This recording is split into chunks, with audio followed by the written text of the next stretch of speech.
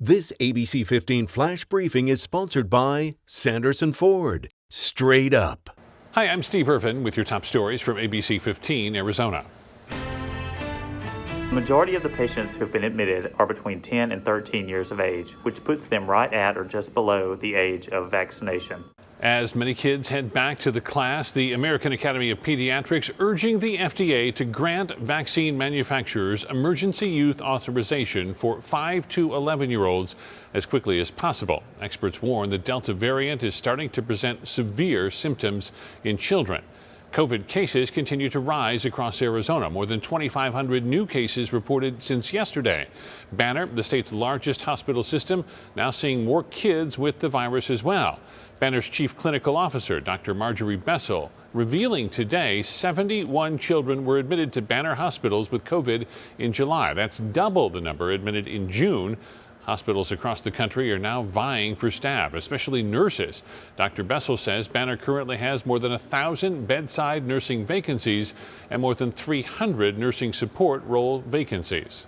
There has been a very large demand across the country related to nursing demand, and we have put efforts into place to keep them well with on-site counseling, comprehensive well-being offerings, and also raised significantly the starting pay rate for many RNs so that we can stay competitive in the marketplace. Dr. Bessel adds Banner is also now ramping up for fall staffing ahead of flu season, bringing in about 1,500 travel nurses to help offset current staffing shortages. State Senator Tony Navarrete resigning. Navarrete arrested last week on felony charges tied to child sex abuse claims. Just yesterday, one of his own colleagues held a news conference calling on him to step down. The Democrat for several years has represented District 30, which stretches from Phoenix to Glendale. From here, his district will nominate 3 possible candidates to replace him, and then traditionally the Maricopa County supervisor who represents this specific area will decide. That person is Steve Gallardo. Details on an overnight police-involved shooting in El Mirage. Police say they responded to a burglary alarm at a Walgreens near El Mirage Road in Cactus. That's where they found a glass door shattered. Moments later, another call for a suspicious person a few blocks farther north. Officers say they found the man, but then he ran from them. And at some point, police say he raised a gun toward officers. That's when they fired, hitting and killing him. Activists and people who believe they were victims of police violence voicing their concerns about the scope and goals of a federal investigation into the Phoenix Police Department during the first of many community meetings held by the Department of Justice. Federal agents making it clear during a virtual Q&A their role is to examine patterns and policies for potential civil violations.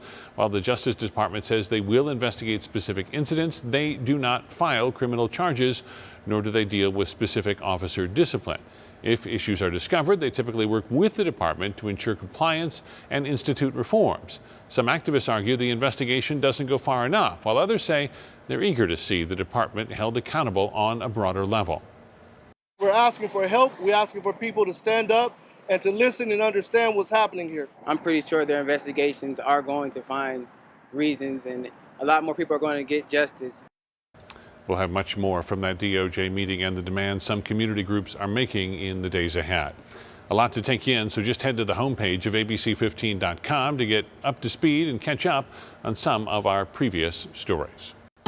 Tracking your forecast, I'm Chief Meteorologist Amber Selids. Monsoon moisture in place and low pressure moving through means we could see some storms here across our state tonight and into tomorrow. Now, this area of low pressure is eventually going to clear out in weekend, but we have another one set to form over Mexico and move in as we head into the weekend. So by Friday night, storm chances increasing again. And then as that kind of tracks right along the Arizona-Mexico border, we'll keep that instability and moisture around and see more widespread monsoon storms, it looks like, as we head into the start of next week. Here's a look at tomorrow. Our best chance for storms tomorrow will actually be in the morning. Overnight storms lingering into the morning forecast, and then the afternoon looks drier with temperatures in the upper 90s here across the valley tomorrow. So we're staying below average with this increased chance for storms. 100 in the forecast on Thursday, 101 Friday, but back into those upper 90s as we kick off the weekend on Saturday.